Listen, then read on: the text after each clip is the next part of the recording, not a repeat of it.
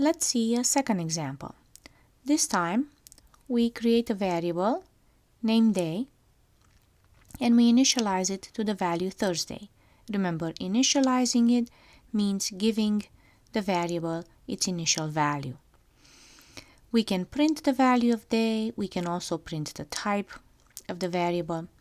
In this example, we reassign the variable day to a new value 2 times.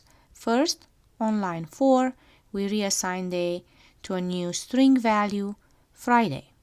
Then on line 7, we reassign day to 21, this time not a string, but an integer. Assignment is done with the assignment token, the equal sign here, both for initialization, for giving it its initial value, and for changing the variable's value to a new value, the reassignment. As we save and run this code fragment, we expect to see the initial value printed and its type, the new value printed and its type, and then the last value that is reassigned 21, and then we expect to see the new type here, integer versus string, in the first 2 times. Let's see this. Here's the output window. Thursday, that's the initial value of day, the type, string. The first reassignment changes day's value to Friday, so printing day now shows the new value, Friday. The type is still a string. Reassigning day to 21 makes it so that when we print day, now we evaluate day and get the new value, 21, and the new type is now an integer. We see here int for integer and str for string. To understand and visualize better all the changes to our variable day, we can use code lens. Code lens, there's a button here, show code lens, is a useful feature which can help us step through the statements one by one. We have a button here, forward. Let's see it right here. So pressing forward advances the execution to the next statement. Right now we are at the very beginning. The next line to execute is the first line. The nice thing here is that as we step through the statements, as we go through the execution line by line, we can see every variable.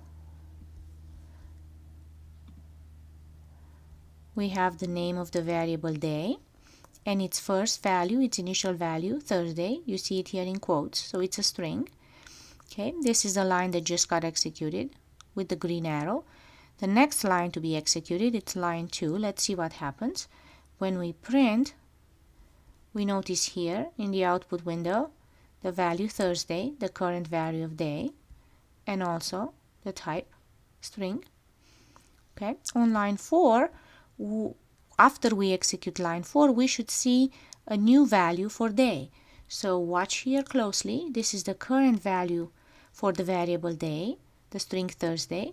As I press forward, this should change to Friday. There we go. And then printing now day will evaluate to Friday, so we should see here Friday, and the type still a string. A new reassignment on line 7, day equal 21. The value 21, it's assigned to the variable day. We should see here now 21. There we go. 21 is an integer. There's no quotes. You see the absence of quotes, so this is just the value 21. Printing day now shows in the output window the value 21, and then the new type is now int for integer. Let's recap. When we first create a variable, we must initialize it, which means we must assign it its initial value. We use the assignment token to make the initial assignment, and also any reassignment, meaning giving the value, a new value to the variable, whether it's a value of the same type as the initial value, in this case a string, or whether it's a new type, in this case 21 is an integer, not a string anymore.